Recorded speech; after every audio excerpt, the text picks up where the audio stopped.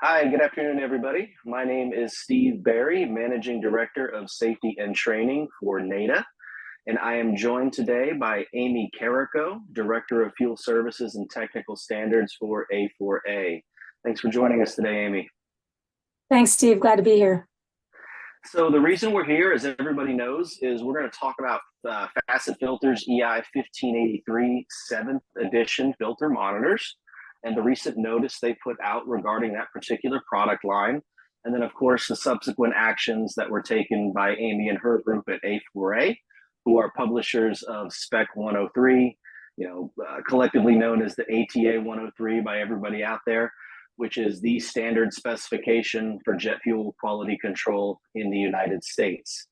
So before we get into the actual 8 action items that Amy and her technical committee have outlined in their most recent bulletin 2023.2, I wanted to just give a little bit of background on what brought us here and what we're here to talk about today. So back on October 7th, Facet issued a notice, Facet Filters, that essentially their FG-2, we'll just say FG-2 series to keep it short, those 2-inch filter monitors, that they failed third-party laboratory testing for what's known as ICP copper testing.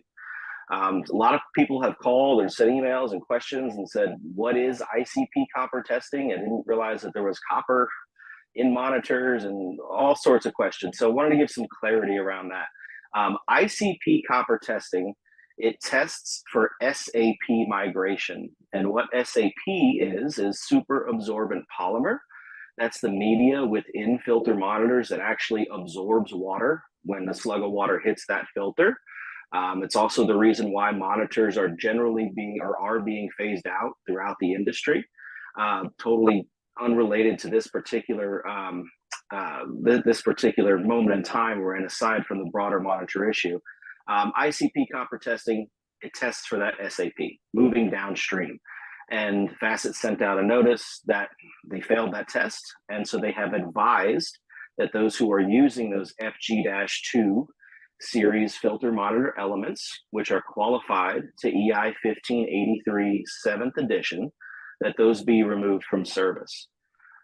We should also give a little bit of background on what EI 1583 7th edition means. So EI 1583 is a specification produced by the Energy Institute. They set a number of standards throughout not only the aviation fueling industry, but also the general energy industry at large. Amy, is there anything in particular the audience should know about 1583 as part of a broader discussion? No, I think just that 1583 outlines the criteria for how filter monitors need to perform in aviation fuel service, and outlines specific criteria and testing protocol to make sure that these filters perform initially as they're intended to, and then continue to perform in routine kind of follow-up testing as part of normal production monitoring. Right, and that's what happened here, right? Was that follow-up testing? Yeah. So 1583 includes a series of prescriptive tests that filter manufacturers are instructed to undertake to monitor the quality of their production line. So to make sure that as they are producing filter elements of any type, that that the production is continuously assured to be of the same quality as when they were initially qualified by the Energy Institute. And so that's outlined in the various EI standards for filtration, and specifically here in 1583 for filter monitors. It includes a series of tests that filter manufacturers should undertake to assure themselves and you as the customer that their product still conforms to the specification. Perfect. And so how does 1583 apply to the ATA 103 produced by your group at Airlines for America? Just a little bit of background on what that means for your document and kind of how we got brought to this moment. Yeah, so 1583 is in a bit of a state of flux at the moment because of the concerns around SAP and SAP migration that were identified back in 2017, which led to a series of bulletins that we put out, JIG put out, a number of mitigating actions that were directed at that time. And some changes were undertaken with the EI 1583 specification as well. So one of the critical parameters on the 7th edition of 1583 was a limit on the amount of SAP that could be detected downstream.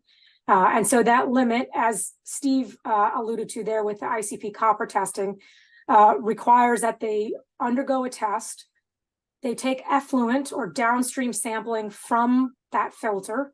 They react it with copper, right? So the copper is there just as a marker. It's not actually present. There's no copper present in the filter, as you know. And as you're all aware, copper is a problematic material in fuel systems. So there is no copper natively in any filter monitors out there today. That is strictly prohibited by all the specifications.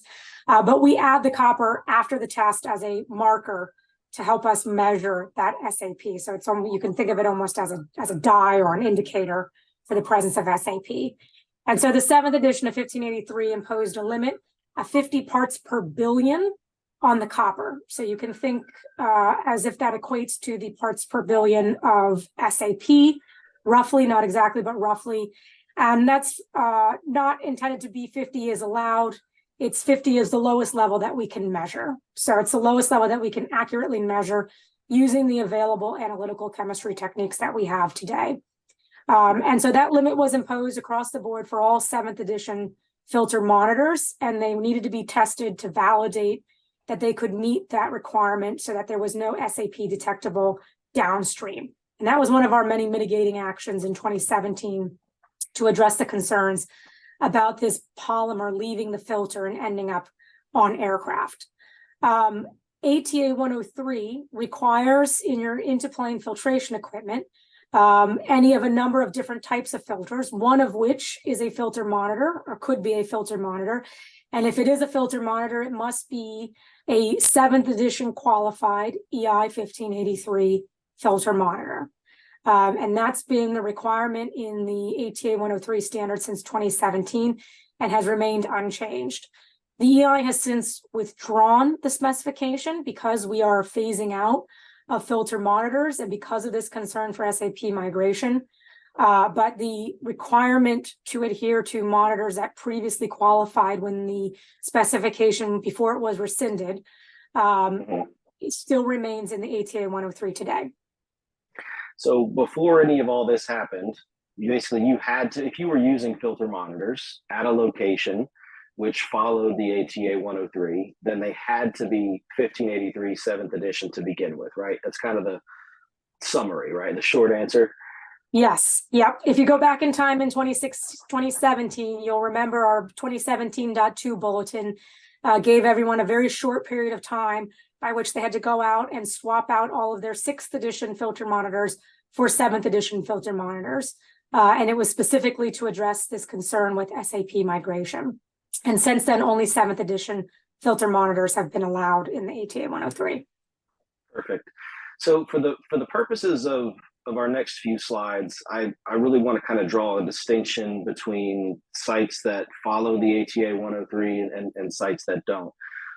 People that have been in the industry for a long time kind of know the difference, but lots of folks out there that are unfamiliar with it. So the ATA 103 is really only enforceable to the extent that someone adopts it, right?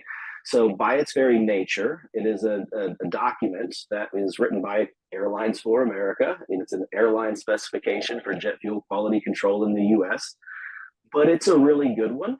And so it has somewhat become the de facto standard for fuel quality, for jet fuel quality in the US, and it's been adopted by lots of other operators. So not only the airlines, but also Part 135 charter operators, the DoD, lots of vendor operators out there will require FBOs to contractually meet, or in their contract state, they have to follow the ATA 103. So I think that's an important distinction here, because I'm sure there's some folks on the call that are maybe small GA airports that don't service airlines, don't have a contract with a 135 operator that requires it, don't have a DoD, and really they're not quote unquote beholden to the ATA 103. So there is a distinction there. For the purposes of Amy's next few slides, we're really talking specifically about sites that follow the ATA 103. Now, with that said, by extension, lots of you may choose to adopt it. Your fuel suppliers may also say, hey, we want you to adopt the standards. But I think it really is important that we identify that distinction before we get going. And I also see some questions coming into the chat. And I apologize, I neglected to mention this on the outset. We're going to collect your questions. Feel free to put them in now. We're going to collect them. We're going to work through our presentation and our discussion, and then we'll turn to a Q&A both via the chat, or you guys can use that raise your hand feature at the end, and we'll turn on your microphone, and we'll be happy to take your questions. So with that, we are going to slide over to Action 1 from A4A Bulletin 2023.2. Amy? Thanks, Steve. All right, so there's 8 actions, and we'll just kind of walk through them step by step to make sure that it's really clear what it is that we're intending with each one of these 8 actions here. So the first is that all Facet brand filter monitor elements shall be replaced with non-Facet brand filter monitor elements that are listed in Annex A3 of the ATA 103. So the ATA 103 includes an annex which lists all those models that were previously qualified to the EI 1583, and you need to remove your Facet brand filter monitors and install in lieu of those a filter monitor that's listed in that annex and that is not Facet branded. So not covered under the notification that Facet has sent out with this internal failed quality test. Although our intent is that you go out immediately and change your filter elements for something that is non-Facet branded, we understand it will take time for you to take an inventory, place an order, for another filter manufacturer to make your order and ship and deliver it to you, and then time for you to actually do a filter element change in your equipment. With that all being said, we've set a drop dead date of January 1st, 2024. So you basically have until the end of the year. So it's not a long period of time to go ahead and swap out these filters for something that is not Facet branded. And this is one of our important steps that we are taking to mitigate the risk of SAP going downstream. So I think maybe one thing I neglected to mention as we were giving some background here, Steve, SAP is a polymer, although it serves a good purpose in the filter monitor to absorb water and prevent free water from going downstream onto the aircraft.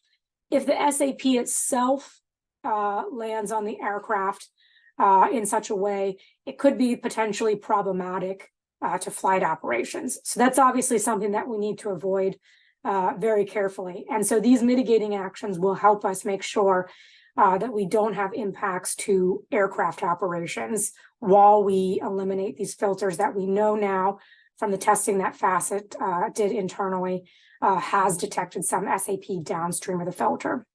So change your filters, take all your Facet brand filter monitors out, put a non-Facet brand filter monitor in, or something else, right? You could put in a water barrier if you want, a dirt defense with an electronic water sensor. You could swap out your vessel and put a filter water separator in there if you really wanted to, and had the capability to do so. That seems like it'll be a little bit of a heavier lift, but that's those are all viable and valid options here to accomplish action 1. So bottom line, if folks out there listening are using a Facet monitor element that is listed in the ATA 103 Annex A3, which is really important because we're going to talk about that a little bit later. If it's listed in the annex, then they need to come out and be replaced with a non-Facet brand by January 1. If you're using a Facet monitor element that's not listed in the annex, you shouldn't have been using it anyways. If you're following the ATA 103. You would have been in violation of the ATA 103 if you were using a Facet brand filter monitor that is not listed in Annex A3. Correct. And not only, I mean, the Facet brand, there's other filters that a lot of folks in the GA world use, specifically those small single element canister type vessels that were never qualified to EA 1583 7th edition. And I know there's going to be some questions on those, and we have a slide towards the end about that. But suffice to say, Annex A3 clearly defines which facet filters need to be removed from service before that January 1st date. If you're using, and I should say facet monitor filter, facet EI 1583 monitor filter, it's really important that we make that distinction to be removed by January 1 of 2024. So next slide, action number 2. Tell us about this, Amy. Yes, so action number 2, filter monitor DP is lowered to 10 PSI. So right now the max DP is at 15 PSI. That differential pressure max limit goes down to 10 PSI. You don't necessarily need to go out and reset your DP switch, especially some of the older DP switches or limiting devices. You have to actually order a part to change the set point from 15 down to 10. So because these are temporary mitigation steps while we're undertaking the change out of these types of filters, it's not necessary for you to go out and actually buy that part to reset your DP switch. But the limit is in fact 10. And that 10 limit applies whether it's corrected or uncorrected. So if you uncorrected hit 10, you're done. If you corrected DP hit 10, you're done. 10 is the limit, corrected or uncorrected. And all operators need to be trained on that new limit. And we're going to talk about corrected DP here in the next slide and how it needs to be recorded and how often. But really what this action number 2, it's pretty simple. It's not a heavy lift. You're going to label your gauge, your differential pressure gauge, with a P-touch label or a Sharpie or something that says 10 PSI max, and that's it, right? And they don't need to reset their DP limiting devices because this is just an interim measure. Just get out there and label your DP gauge with 10 PSI max if you're using a facet monitor element or any monitor element, Amy. Good point, Steve. So all the actions that I'm going to outline here apply to all filter monitors, regardless of brand. And we'll get into one clarifying point later in this slide deck. But regardless of brand, all of these actions apply to all filter monitors. So if you have a non-facet filter monitor in operation, the DP maximum has been lowered to 10 PSI, full stop. The other thing that we are requesting, and this is, you'll note, a should statement, not a shall statement, because we are not resetting the DP switches, it has been requested for you to please document on your fueling ticket or maybe some other appropriate record what the DP was for the actual fueling event. So you might have a truck log, for instance, that you keep specific to that truck, and that would be an appropriate place to document the DP that you hit on each fueling. The idea here is if we ever got into a situation where we did actually detect some SAP on aircraft, we can have that little level of traceability for each fueling on how much pressure was on that filter when it was uplifting fuel at that station. We put a should. We really would like it to be a shall, but we put a should because we don't want any very enterprising auditors to hassle you guys over, one person forgot one time to write the DP on the fueling ticket, because that will happen. We know that will happen. And, you guys didn't put yourselves in this situation. So we are trying our best to make sure we are mitigating the risk here as much as possible, while not being so onerous on you that you can't actually conduct your operations and continue to fuel aircraft here. Enterprising auditors. I'm going to remember that description. I know our audience certainly appreciates that because I say that as a former auditor. So indeed, as I can totally respect that. But not only, I think you hit on an important point, so you can kind of know when these things started to occur if you hit 10 or any aircraft affected, but it also will serve as a trend, right? I mean, you're going to start to see that increase. If you start going from 2 to 4 to 6 to 8, you probably got a problem before you hit 10. Yes. Okay. All right. So let's move on to action number 3. Filter monitor DP shall be recorded at or corrected to maximum achievable flow rate. What does corrected differential pressure mean, Amy, and how does that correlate to maximum achievable flow? So, especially when we're talking about filter monitors, corrected differential pressure is a really important concept. So When you have a filter or a series of filters in a vessel, there is a maximum flow rate that you can use with those elements. So it depends on the number of elements that you have, the length of elements that you have, which allows you to achieve a certain flow rate through that vessel. But as we know, different aircraft require different fueling parameters. And so sometimes if you're fueling a smaller aircraft, you may not flow that vessel, that piece of equipment at the maximum that that vessel can achieve, right? So you might be fueling a wide body today, and you're going to want to be having those filters running full speed and max flow through those filter housings to be able to get that fuel onto that aircraft in a timely manner. But the next fueling may be a small regional jet or business jet for that matter, and the flow rate maximums on those are going to be much slower or much lower. You want to correct your differential pressure because when you are flowing at something other than the maximum flow rate for that vessel, you're going to have less pressure on the upstream side than you will on the downstream side. So you're going to get what will look like a lower differential pressure, right? Will be a lower actual differential pressure.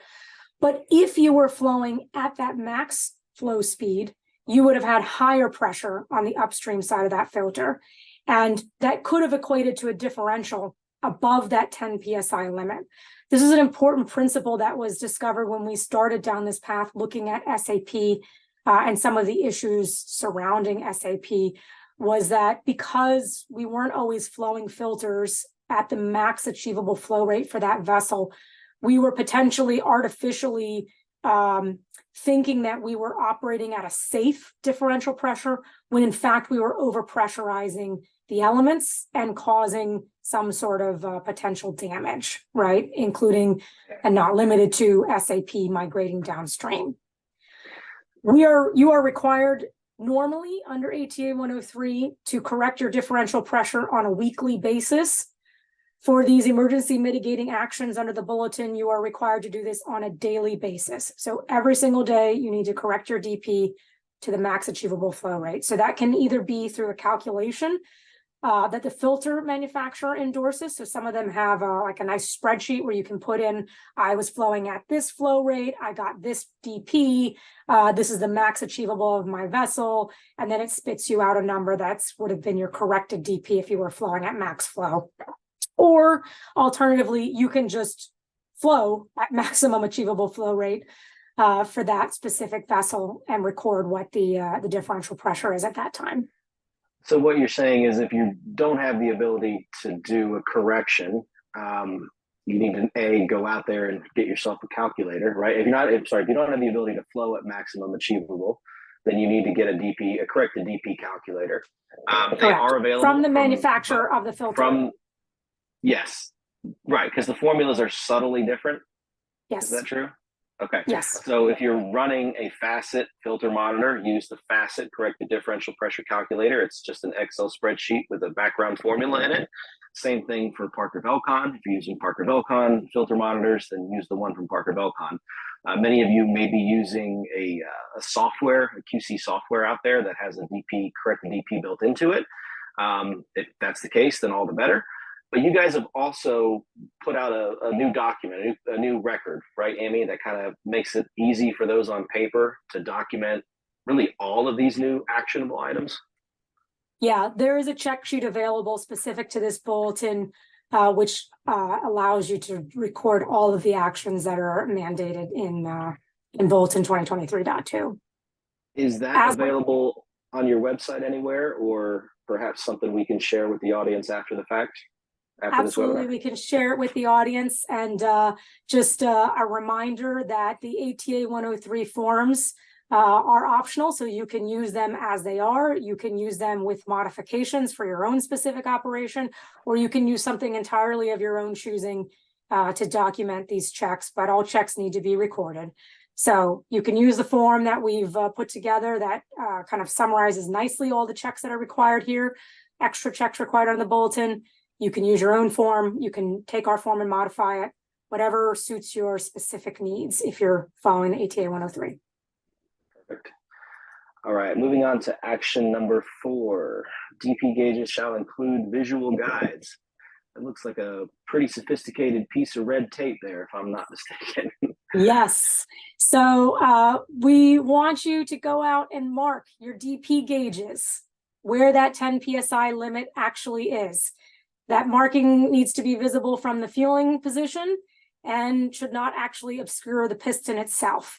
So this could be as simple as what you see here, a piece of red tape that shows what's above 10 and what's below 10.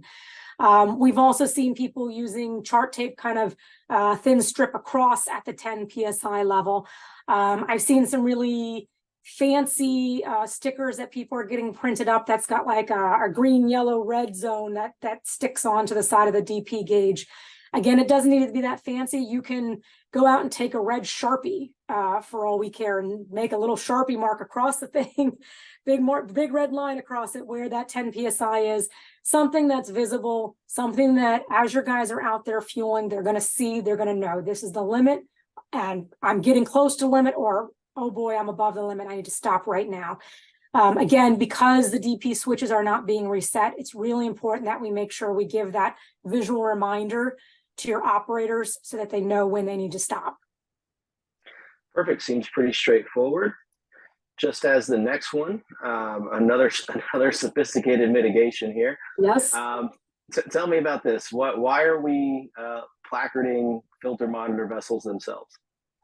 Yep. So the actual vessels themselves, we wanted some sort of additional visual guide. So not the placard that's already on there, not the data plate that's already on there. We want you to put something extra on the vessel to alert your fuelers, your fueling operators, that this one is indeed a filter monitor and has all these additional checks, tests, training required under this bulletin, right? So again, you can see here, it doesn't need to be very sophisticated. This one we saw was a piece of duct tape and a Sharpie, just something that gives your guys a little visual cue, human factors reminder that, hey, there's something different here. The actions are different.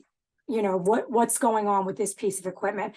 We don't need you to go out and put giant red X's all over the vehicle and scare your pilots into thinking there's something amiss with the vehicle and that it should be out of service or anything like that. So it doesn't need to be, you know, crazy.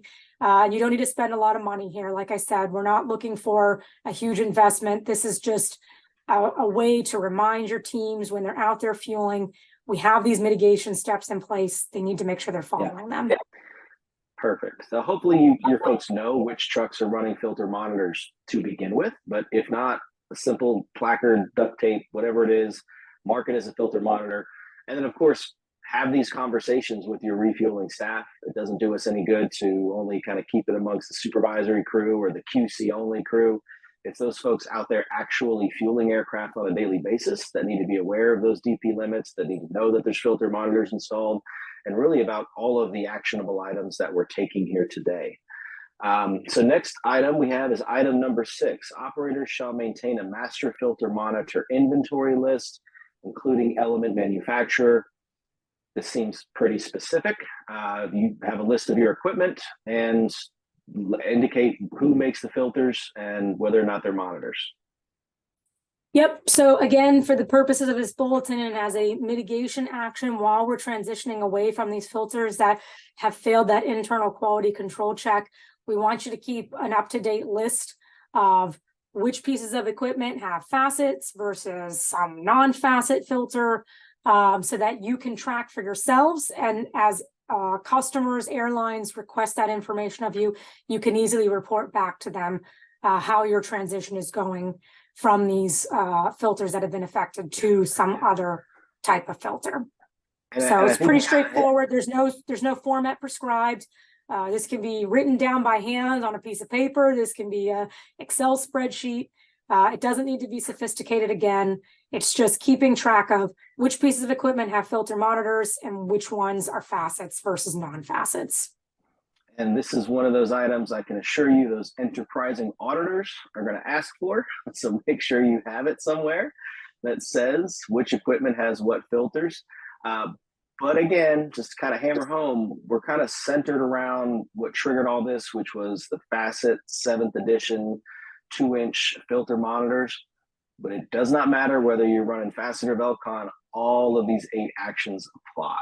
So we're going to move on to action number 7, increasing frequency of nozzle screen cleanings to every 2 weeks. Now, this used to be a monthly check for filter monitors where you take apart your nozzle screen. Typically, before 2017, it was a visual, but if you're running filter monitors, now there's an actual prescribed cleaning procedure. And essentially, we're moving that to twice a month now, right? Yes. So when the nozzle screen cleaning procedure for filter monitor nozzles was implemented in 2017, we had a good amount of data at the time showing that if your SAP was leaving the filter for any reason, that some of that SAP would be caught on your nozzle screen, and that using these cleaning procedures that are prescribed in the 103, you could remove that SAP from your nozzle screen before it got pushed through the nozzle screen and downstream to the aircraft. So this was a data-driven mitigation action that we're going from a monthly basis to a biweekly or every 2 weeks. So I know sometimes biweekly could mean every 2 weeks or every twice a week. So we wanted to make clear this is every other week. So not 2 times a week, but every other week. We know this one is a heavy lift for you guys. There is a lot of work involved here in disassembling your nozzles every 2 weeks to do this cleaning procedure. And we are sorry for that, but these are short-term mitigation steps to make sure that we are adequately protecting aircraft from this issue. So I'm sorry. I know this is a heavy lift for a lot of you, especially those of you who have a lot of pieces of equipment. And there's no way around that. I will note, though, that if you look in the ATA 103 at the details on the cleaning procedure, one of your options is to swap it out with a previously cleaned or a new nozzle screen. So that might be some opportunity for some time savings for you guys if you wanted to have a couple of extra nozzle screens on hand, so that you can kind of rotate through them and you don't have to clean them on the spot to get it back into the nozzle and the equipment put back together. You can kind of do a swap out with one that's either you already cleaned previously or is brand new, and then clean the other one at a later point in time. But that's just that's not prescriptive. That's just a note from myself. So that makes sense. But what you're saying then is, even if you don't see first of all, will you see the SAP? That's a great point, Steve. You will not see the SAP. Doesn't matter if you see debris, if you see evidence of anything in this nozzle screen, you need to clean it no matter what. The SAP will not be visible to your naked eye. You will not be able to visually see it on your own, but it could be there. And if it is there, these cleaning procedures will take it away and will eliminate that from your nozzle screen. Okay, thank you. Item number 8, if 10 PSI is reached, the equipment shall be removed from service immediately. We already covered that. And then the operator, meaning our audience, shall flow 2 gallons through a downstream millipore pad. Then they need to seal it and then contact you guys. Talk to me about that, Amy. This is an interesting one. Yep. So if we, for whatever reason, actually do reach that maximum DP, which we think will be rare, right? Based, and you guys know as well as we do, but you follow your bubble charts, you follow your DP records throughout time. And outside of specific scenarios where we know we have kind of an issue with contamination or some sort of gross upset, typically we're not seeing too much pressure on these filters to begin with. But if you do reach that 10 PSI limit, we want to check to make sure that SAP is not going downstream. And so you're going to first take that vehicle immediately out of service, even if you are in the middle of a refueling. So do not throttle back your flow rate to get the DP back under 10 to continue fueling. That's strictly prohibited in the ATA 103, always has been. So you would immediately take it out of service. Once it's out of service, you need to take a downstream millipore sample. Typically, in this case, we'd like you to flow 2 full gallons through that millipore pad. We want to take a nice big sample to see if we catch any SAP that's present there. The SAP testing itself is fairly complicated, and so it wouldn't be appropriate for us to prescribe that to you guys here. In addition, it's not as if there's an ASTM test method that says do step 1, do step 2, do step 3. So I can't even necessarily outline it for you to say, go find a lab that can do such and such test method. And so that's why we've set up this Dropbox where you can just send us a note and say, hey, I'm so-and-so, I'm here, I've hit 10 PSI, I've got my millipore sample that I've taken 2 gallons downstream through, I've got it sealed up, what do you want me to do? And we'll provide you with instructions where to send that and handle the testing from there. And just to be clear, when we say millipore casing shall be sealed, you're talking about leaving it in the actual, ironically enough, it's called a monitor housing, right? Yes. The actual piece of Yes. plastic. You don't mean take it out, put it in the baggie and seal it. You mean put the dust plugs back into the housing and seal it. Don't open it, don't do anything with it. Okay. Correct. Yes. Yeah, And that's why I put that picture in there. We want you to leave it in this little plastic casing, which is ironically and unfortunately also called a monitor casing. And we want you to just plug that upstream and downstream port, the inlet and the outlet port on that millipore casing's case there, and then make sure it's sealed up, right? So make sure those are in there tight. If you want to put a little piece of, don't go overboard, but if you want to put a little bit of tape around the edge, make sure it actually stays sealed. So it's secured for shipping. That's useful, but no, we don't want you handling that pad at all. We don't want you to open the casing. We don't want you to touch it. We don't want to introduce any other potential contamination from other sources. This test method is very sensitive to contamination from outside sources. So we don't want to influence this test in any way. So flow that fuel through there, 2 gallons through that millipore pad, and then just plug those ports right there on that casing, and that whole plastic housing is what will get sent out to a lab. And we'll give you those instructions how to do that. Interesting. All right, so we're going to move on to our summary slide here. Really kind of just going over the 8 items. I don't know if you wanted to talk through each one, or maybe folks out there just want to screenshot this. What do you think, Amy? I'll just real quick hit the highlights, make sure we've got it right. So swap out your Facet brand filter monitors for something not Facet brand filter monitors. For all filter monitors, the max DP is now 10 PSI. For all filter monitors, correct your DP on a daily basis. For all filter monitors, put some sort of marker on the gauge that indicates where 10 PSI is so that your fuelers know when they need to stop fueling. Put some sort of visual marker on your filter monitor vessel so that we know this is in fact a filter monitor vessel and there is additional steps and checks required. Make sure you've got an up-to-date list of where all your filter monitor vessels are and whose filter monitors are inside those vessels.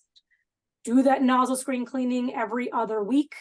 And if you hit 10 PSI, make sure you immediately take that out of service, take the sample, and contact us so we can give you instructions on how to get that filter tested for SAP. All right, perfect. Seems quite concise. And again, this slide is literally just what's in the bulletin itself. So you can also get that bulletin online. A quick search of A4A 2023.2 will likely bring you to Amy's website where you can download it. I believe it's actually on our website as well. Or you can reach out to us. We'll be happy to send it to you. So I have not been monitoring the questions, but before I even get into them, I just want to go over some of the FAQs that Amy and myself have been receiving in the last few weeks.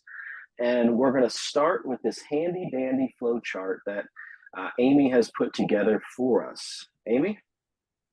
Okay, so this is the most common question that we've gotten so far, right? Does this bulletin apply to me? Do I need to do the things that are required in this bulletin? So my first question to you is, do you operate to the ATA 103? Do your customers require you to follow ATA 103?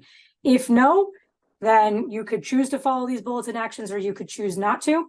But technically the bulletin doesn't apply to you if you are not operating to ATA 103. Do you have filter monitors is the next question. If you don't have filter monitors, this does not apply to you. So if your entire fleet is filter water separators, or if your entire fleet is water barriers, this bulletin does not apply to you, and none of these actions are required to be undertaken by you. You do nothing. Next step, if you have filter monitors, do you have any Facet brand filter monitors? Any is the key word there. So if you do not have any Facet brand filter monitors, so all of your filter monitors in your fleet are non-Facet branded filter monitors, then your instruction is to request a waiver from the affected airlines to alleviate you from performing any of the bulletin actions. So I'll say that again. If you have no Facet filter monitors, you have filter monitors, but none of them are Facets, then you can request a waiver from the airlines and they will grant you that waiver so that you do not have to follow any of the 8 steps in the bulletin. And just to be clear for our NATA membership audience out there who doesn't necessarily service the airlines, you can swap that word airline for 135 operator, DOD, whoever is contractually requiring you to meet the ATA 103. Correct. Okay. Now we go into, if you have Facet brand filter monitors, is your entire fleet Facet branded, or is only part of your fleet Facet branded? So let's say you've got 10 pieces of equipment and 5 of them have Facet filter monitors and 5 of them have something non-Facet branded filter monitors, so a different manufacturer filter monitor. In that case, for all 10 pieces of your equipment, you need to follow all 8 actions in the bulletin. So those 5 pieces of equipment that have non-Facet filter monitors in them, those still need to be operated at 10 PSI. They need the visual markings of where 10 PSI on your DP gauge. They need the visual markings. You need to do your nozzle screen cleaning. All of the steps apply to your entire fleet until all of your Facet branded filter monitors have been removed from service. So again, in this example, you have 5 and 5. Once those 5 that have Facet brands have been changed to something not Facet branded, and now all 10 pieces of your equipment do not contain any Facet brand filter monitors, at that point, you can request a waiver from your customers or airlines or Part 135, and you can stop doing the actions of the bulletin at that time once you get that waiver in place. Okay, so you have a mixed fleet of Facet and non-Facet. You need to do for your entire fleet all the actions of the bulletin until you have completely eliminated Facet filter monitors from your operation, at which point you ask for a waiver. And once you're granted the waiver, you can stop doing the actions in the bulletin and go back to the original requirements in the ATA 103 for filter monitors. And if your entire, sorry, go ahead, Steve. No, go ahead. I thought you were finished. Go ahead. And if your entire fleet is Facet branded, so all 10 pieces of your equipment in this example contain Facet filter monitors, of course, all 8 actions apply to you. And then at which point, once you've swapped out all 10 pieces of those equipment for something non-Facet branded, then again, you can request a waiver to alleviate you from having to do the actions in the bulletin. But only until you've got that waiver can you stop doing the actions in the bulletin. Fair enough. Thank you, Amy. Next question, or really first question outside of the flow chart. So, and you kind of just touched on it at the close of it, but you know, if they've got 10 pieces of equipment, but only one of them is Facet monitors, do they still need to follow the bulletin? And I think you just answered that. That's a hard yes, correct? Okay. Hard yes. All right. Next question. What if my Facet filter monitor equipment is out of service? So that's an interesting question. So let's say in this example, you have 10 trucks, 9 of them have not Facet filter monitors. 1 has a Facet filter monitor, but is out of service for some other reason, right? Let's say it's getting a engine repair or something like that, right? You have, in theory, followed your standard lockout tagout procedures, and that piece of equipment has been marked in all your records as an out of service piece of equipment. In that case, that piece of equipment would not sort of count, if you will, towards this bulletin, but that does need to be documented on your waiver request. So let's say, again, you have 10 trucks, 9 have not Facet filter monitors, 1 is out of service and does have Facet filter monitors in them. In your waiver request, you would send to the airlines, you would say, I have 10 pieces of equipment, 9 of them, all of them in operation have not Facet filter monitors. And the one that does have a Facet filter monitor is out of service and has been locked out, tagged out, and documented as such. And you need to make sure you've satisfied yourself that those procedures, that filter will be changed before that vehicle is brought back into service. So as part of And your. don't forget to update your inventory sheet if that's the case, right? Correct. Needs to be noted on your inventory sheet as such as well. Perfect. All right. I love this one. This one's, it's a pain to get waivers from all the airlines. What are folks supposed to do about that, Amy? First, yes, it is. And we're sorry for that. We have looked for many ways through this process to try to figure out a better way to handle this significant volume of waivers to address these critical steps right now. Unfortunately, there is no way around it from a regulatory perspective. Each airline has to grant the waivers for themselves. A4A can't do that for them. Another airline can't do it on behalf of a different airline. It has to be to each individual airline. What I will say, though, is that if you have multiple locations and you're requesting a waiver for multiple locations, you can combine that onto one waiver request form. So let's say I have 3 stations that I operate at, and all 3, there we go. Oh, perfect. I didn't know it was going to be next. There we go. And all 3 stations have non-facet filter monitors, and you'd like to request a waiver. You can send one waiver request that covers all 3 of those stations to try to help alleviate the burden here. But the only thing I can do is say, I'm sorry. We know it's a lot of work on the airline side as well. There's just no other option from a regulatory standpoint to handle this. So sorry. So you have to apply to every airline as a company, but if you're a company with multiple locations, you don't need to do it per location. So Correct. a bit of a win there, right? The waiver would apply to your entire organization across all your locations, but you still need to apply for each waiver to each airline or 135 or DOD. I guess, yeah, you get it. So it's per operator. Yep. All right. Which brings us to our next question. If I am using FGO model facet filter monitors, can I still use them? So from an ATA 103 perspective, and I will answer only from the perspective of ATA 103, if you are using an FGO model facet filter monitor, the answer is no. You need to follow the bulletin actions, and you need to change those for something that is not facet branded. One of the other elements listed in Annex A3 of ATA 103 needs to be installed in your vessel housing. All, from our perspective as ATA 103, all FGs and FGOs, those listed in our annex, need to be removed from service and replaced with something that is not facet branded. This is an important one.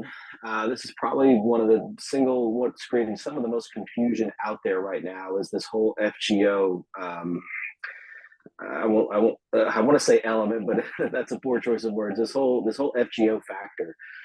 So to Amy's point, if you're following the ATA 103, it does not matter. FGO, FG-2, they're all included in that annex and the blanket bulletin, which is they have to come out by January 1. Now, I know a lot of our audience and NATA members, they're smaller GA airports, or they might be, a large GA airport, but they don't service the airlines. They don't have to follow the ATA 103. What does that mean for them?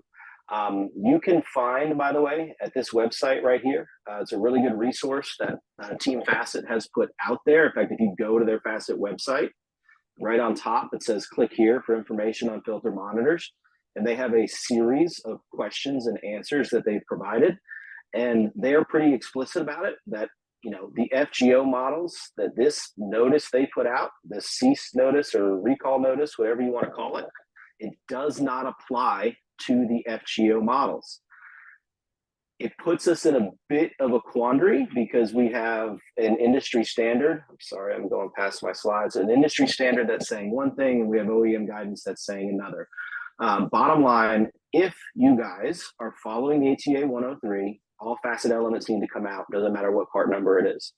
If you're not following the ATA 103, you have some latitude there. It's really up to your discretion or that of your fuel supplier. My personal guidance would be to reach out to your filter supplier and say, what do I do here? Are these okay?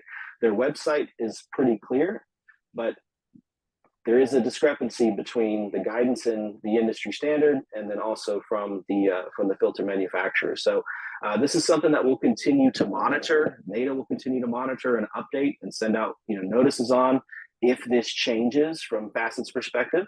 But until then, this is kind of where we're at. If you're not following the ATA 103, according to Facet, their notice does not apply to their FGO models. Which models do they still supply? Those are these right here. The FGO 512, 524, 612, 609. This is very pertinent to the NATA membership. A lot of folks that service that are using these in avgas applications and their fuel trucks, if they're self-serves. These small canister filter vessels, the VF61s, the VF21s, the VF22s, they run these elements. They're very, very, very, very common in the GA world.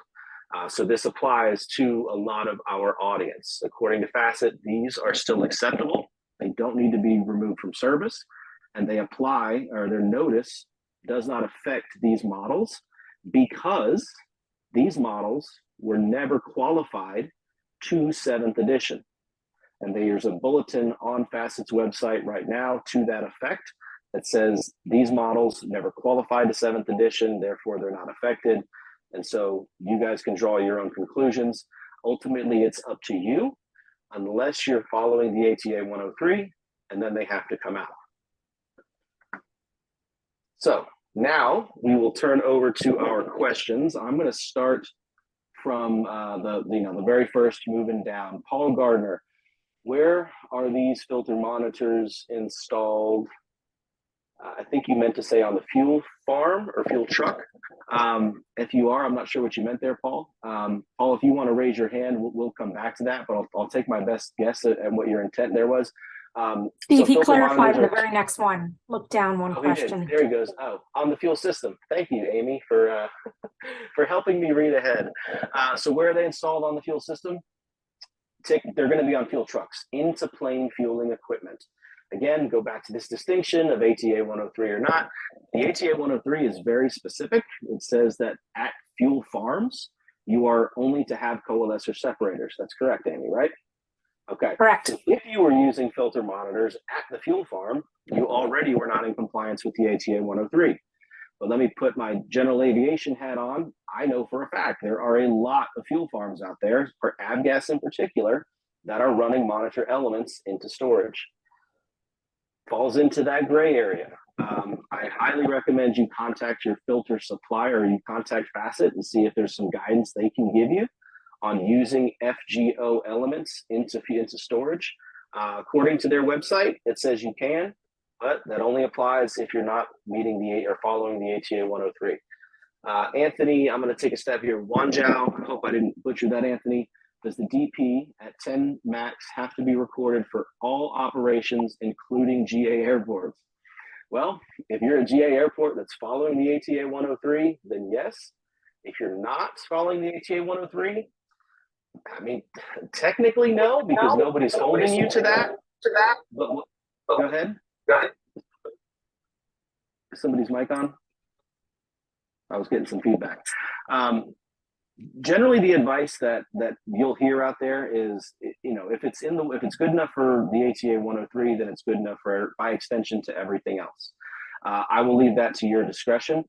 I would say it's a good idea to just, by default, go ahead and follow those action items as sort of a belt and suspenders approach. Let's see, Sarah, if the 10 PSI limit will remain in effect. Okay, this is a good question. Amy, will the 10 PSI limit remain in effect after Facet filter elements are removed? So the answer is yes, it will remain in effect after Facet filter elements are removed until you are granted the waiver from your customers. So as soon as you've got that waiver in hand, then the 10 PSI limit will revert back to the original limits written in the ATA 103, which would be 15 PSI. And again, all of those bulletin mitigation actions would be rescinded once you have that waiver in hand. So once you've taken all your Facet filter monitors out of service, you ask for that waiver, you're granted that waiver, and then you may stop doing all of these actions, including operating back up to 15 PSI. Very good, thanks. Back to another question from Paul. Is this about avgas or jet? It is about both. It does not matter which fuel type you're running through a Facet FG monitor. Those monitors have been, notice has been put out. Those EI 1583 7th edition 2-inch monitors from Facet have been put on notice that they need to come out of service, whether we're talking about jet fuel or avgas. Moving on to Vic, the max 10 PSI, regardless of brand, is something new. Is that a result? So will that lead to, okay.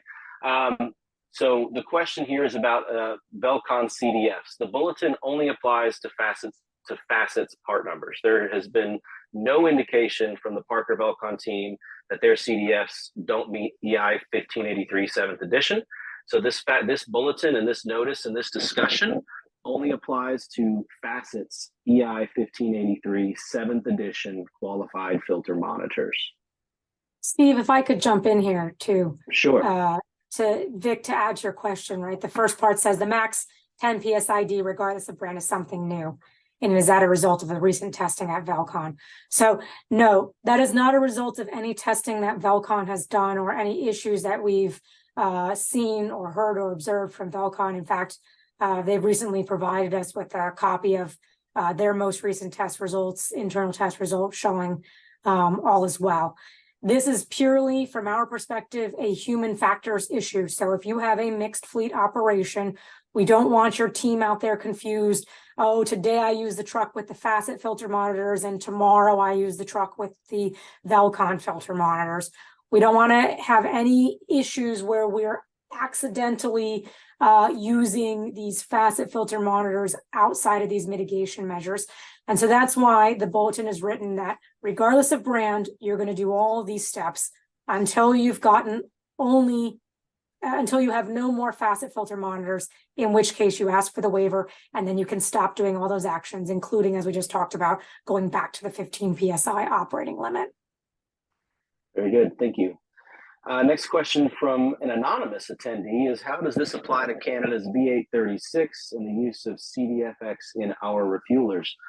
I cannot speak to Canada's B836. I don't think Amy can either, but as far as CDFX goes, they're not impacted by this notice at all, nor by Amy's bulletin. So you would be business as usual if you're using CDFX, correct, Amy?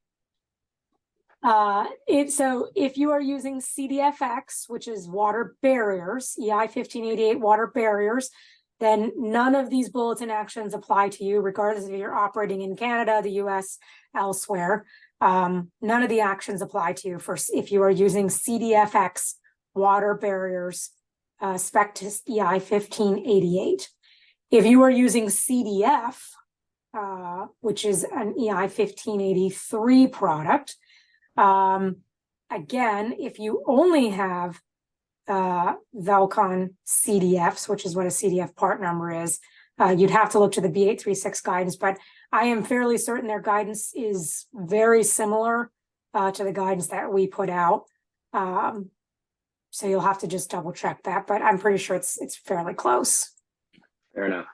So we have a question from Alex Russell. Since these 8 actions apply to both brand 2-inch monitors, what will happen after January 1st when all monitors are Velcon? Do end users still need to apply the 8 actions? That's a fair question. What happens after January 1st, Amy?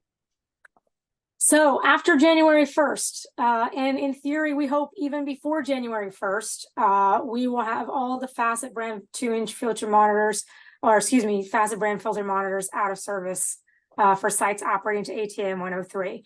And for all of those sites who had Facet brand filter monitors today or yesterday, in theory, once you've already completed your transition to something that is not Facet branded, you will have been given a waiver, requested and received a waiver from your customers to stop doing those bulletin actions. Once we have confirmation that all sites have completed their transition, the bulletin will be officially rescinded and everything will go back to the way it was, with a modification to what's listed in Annex A3 of the ATA 103. So Okay. after January 1st, in theory, we will have only non-facet filter monitors. And once that is a status that is confirmed by the airlines, that is in fact the case, and that's one of the other reasons why the waiver process becomes so important, because it gives us that tracking mechanism to assure that everyone has completed that transition. Once the transition is fully complete, the bulletin will be rescinded and a new bulletin will take its place to modify Annex A3 of ATA 103 and provide that clarity. But the mitigating actions in action 2 through 8 will be rescinded. So you will go back to your weekly DP correction and your monthly filter nozzle screen cleaning, etc. So you said something interesting there, though. This will be confirmed by the airlines that everything's been switched over? Yes, via that waiver process. So everyone will either be asking for a waiver now already because they don't have any facet filter monitors, or will ask for a waiver once they have gotten rid of all of their facet filter monitors. That will give us that tracking mechanism where we will know now everyone has been completed their transition and the bulletin can be rescinded. I don't envy your position, Amy. That seems like an awful lot of paperwork in front of you.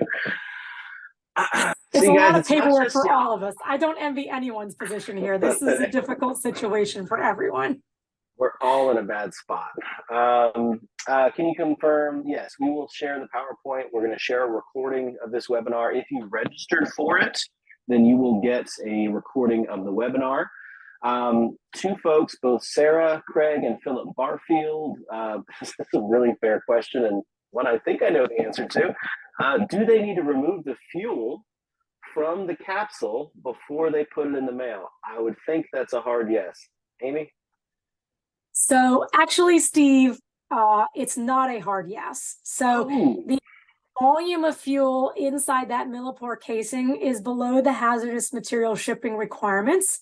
So in theory is legal to ship without any issue.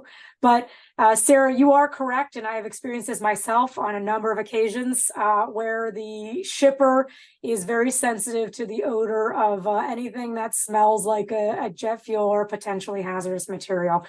In theory, you're doing this sampling under clean conditions, so we hope you're not splashing a bunch of fuel on the outside of that millipore casing. Once you've sealed it up, and again, as long as you're not overly handling it, you really shouldn't have too much issue with the smell of fuel coming out of it. If you have a very enterprising shipping receiver and who's questioning that, you can drain through that downstream port the excess jet fuel. But the thing that we're really keen to do here is to not manipulate that filter in any way, shape, or form so that we do not implement or add additional contamination factors to that sample.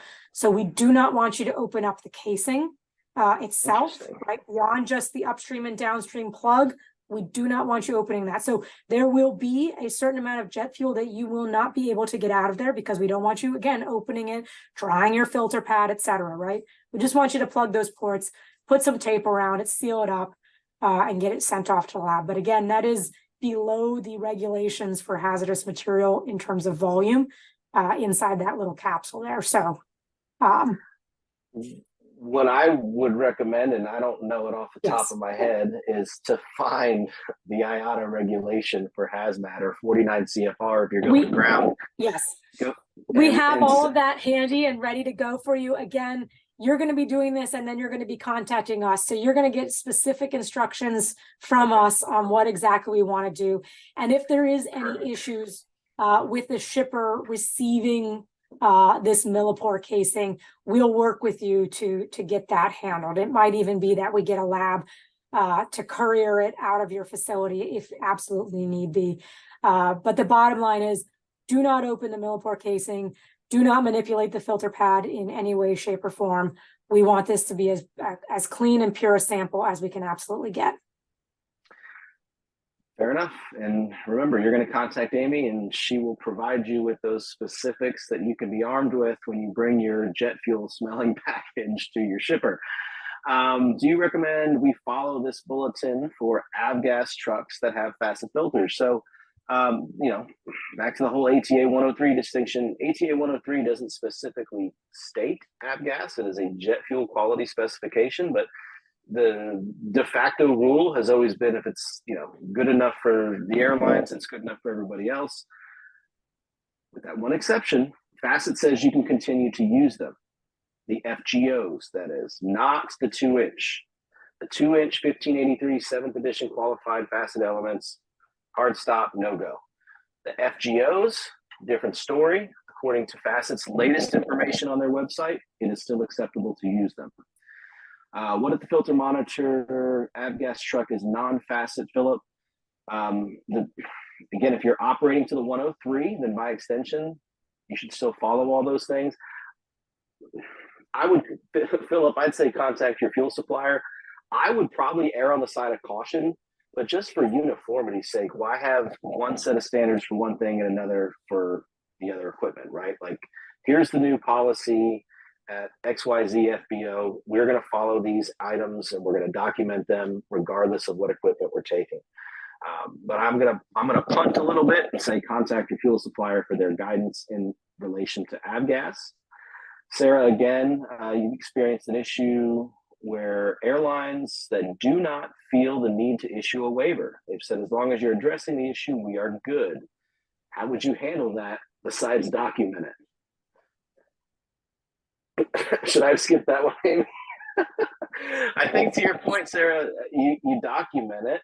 I mean, but unless you get it from all airlines, you would still be doing those actions anyways, right? So if there's even one airline that says they won't give you a waiver, then you still have to do all the actions, correct? Yeah, so I think Sarah, if you're experiencing that situation, you can feel free to direct those airlines my way, or together you can both come and I can help explain to them the need for them to go ahead and grant that waiver. Although if they're telling you they're good, I think that's maybe they just don't have a good documentation for their own FAA records, but in theory they've told you that they're okay with the mitigating actions that you've taken. So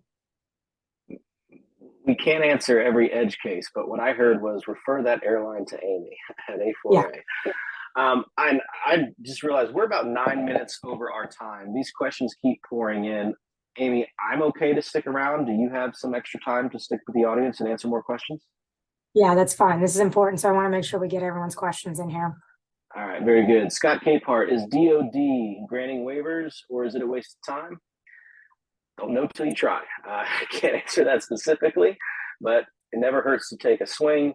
Where can I get a waiver for equipment that is Steve, out? Go ahead. I will add, this is a question that's come up for us before, and we've been engaging with our partners at DLA Energy to educate them and the services on what's exactly happening here and the importance of them granting waivers on an expedited basis. So we are working that issue to try to get you some alleviation there, because I know it is difficult to get those waivers, and I know why it's difficult. And in a previous life, I was the reason it was difficult. So there you go. And don't hate DLA; it's not their fault. One bench to another. There you go. Jorge, where can I get a waiver for equipment that is out of service? I would imagine it's from. Go ahead, Amy. Yeah, from your airlines. So if you have equipment that's out of service that has a facet filter monitor, it needs to be included in your waiver and show that you've got your lockout, tagout procedures and your records indicating that that vehicle is in fact out of service. And that just gets included in your waiver when you're documenting why you're asking for that waiver from the airlines.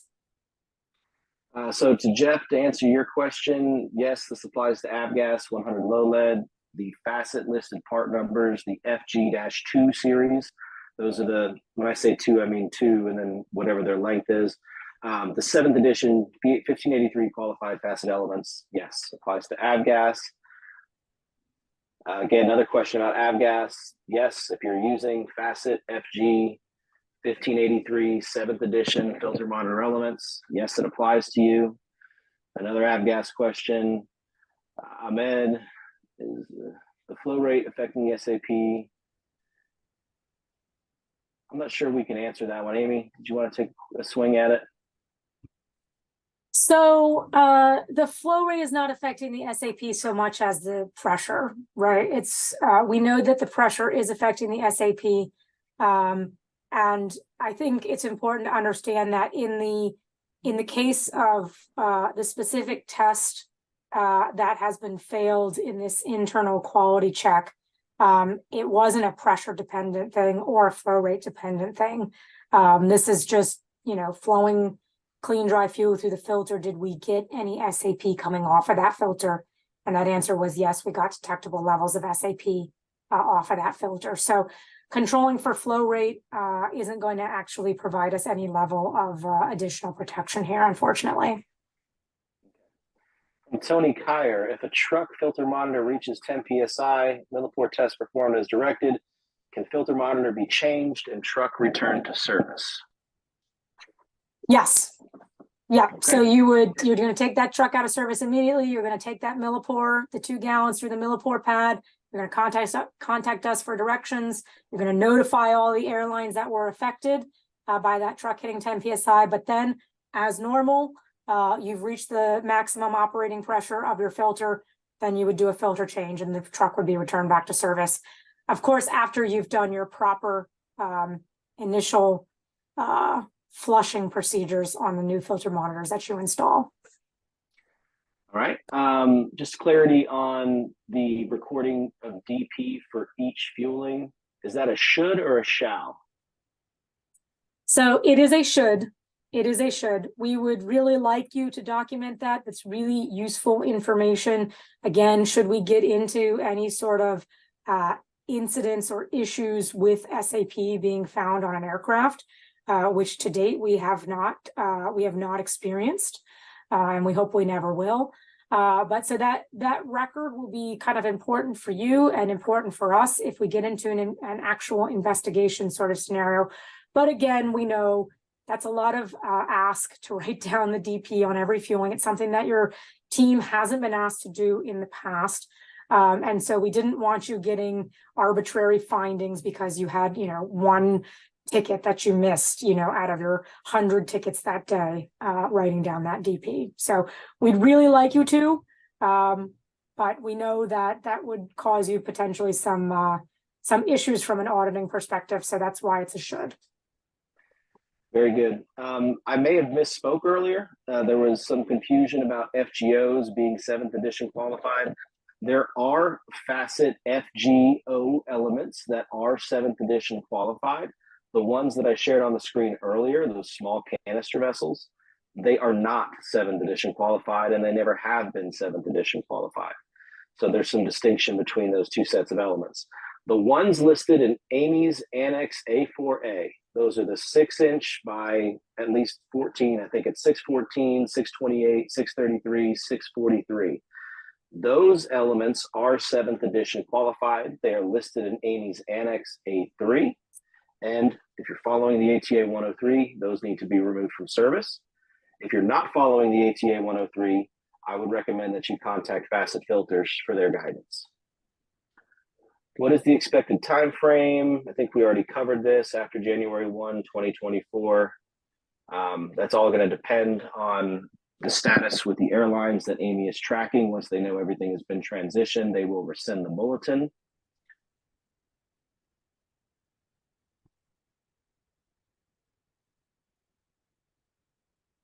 Ahmed has a follow-up, Amy, in regards to flow rate. Yeah, so the bulletin applies regardless of the flow rate that you're operating your equipment at or whatever flow rate your equipment is rated to. So there is no impact of flow rate on the requirements of this bulletin. So if you're flowing at slow flow rates, fast flow rates, anywhere in between, the bulletin applies to you. All right. Very good. Question, will Facet be provided the opportunity to reintroduce the FG-2 monitors should they correct the F1 issue of SAP in future testing? That's not something I can answer, but don't think Amy can either. I don't have an answer for you at this time. Sorry. Another one about avgas. Yes, this applies to avgas. The FG-2 filter monitor 7th edition elements from Facet does apply to avgas. Another question about Facet retesting. We cannot answer that. Sarah says purchasing foil bags in order to ship out. It's an interesting solution. Seems to be one that works. Is Facet working to correct the monitor issues? Unfortunately, I can't answer that. I would direct that to the folks over at Facet. Where do we get waiver forms, Amy? So there is a template in the back of the ATA 103 for you to request a waiver that you can utilize. If you so choose, some airlines impose additional requirements or additional information in their waiver. So you would look to your airline fuel manuals for any additional requirements above and beyond what's outlined in ATA 103. But there's not a standard form. It's mostly a kind of form letter that you can insert your information into and then send that over to the airlines. Perfect. This is a very interesting edge case that I've gotten a lot of questions on is what about airlines that utilize avgas?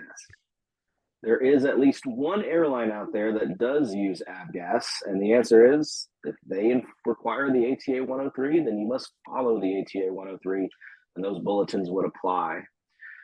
Jason, I can't speak to other vendors with training programs and what they're doing as far as educating folks on this. I'm pretty certain they are. I know those guys pretty well. It would surprise me if they aren't. I know we here at NATA are certainly including this in our workshops and educating folks, obviously, as best we can anytime we have the opportunity to speak about it. ATA 103 is not specific to avgas. It's specific to jet fuel. Another question about requalifying the 2-inch elements. Sorry, we can't help you there. I would direct that to Facet. Yes, Brian, the webinar will be shared. There you go. Somebody answered that question about jet fuel only.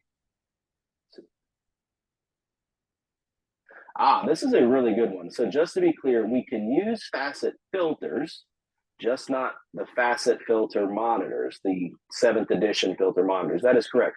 Everything we're talking about applies only to the 7th edition EI 1583 qualified filter elements. The Facet coalescer separators has nothing to do with this discussion. If you're using those FGOs, the latest information from Facet on their website says that you can use those, but I would direct those specific questions to Facet. And let's see, Alex, we actually, haven't seen any canister filters that are in the Annex 3. So yeah, Philip, the Annex 3 doesn't include those VF61 elements. Those are those FGO-512s, Facet equivalent, the ACO 512, but those would not be listed in the Annex because they're not 7th edition qualified.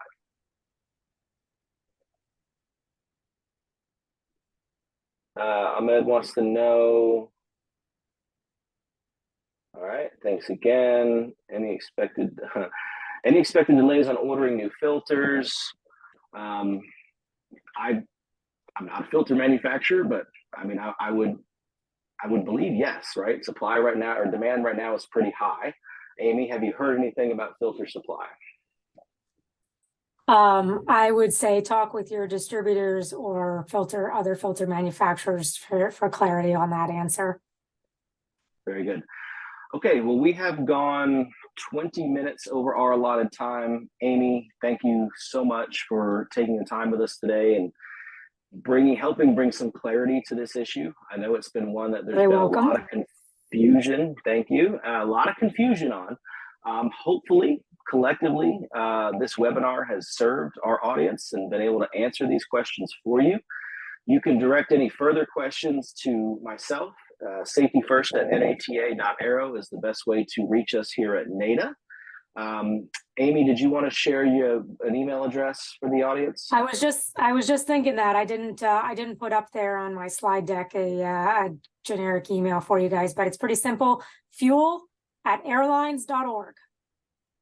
Fuel@airlines.org. Can't get any easier than that. Fuel@airlines.org. Yep. All right. Well, thank you to our audience. Thank you to Amy. Thank you to Jillian, who's been running the show in the background. Jillian from NATA. We appreciate everybody being here. And we look forward to seeing you guys out there and talking to you later.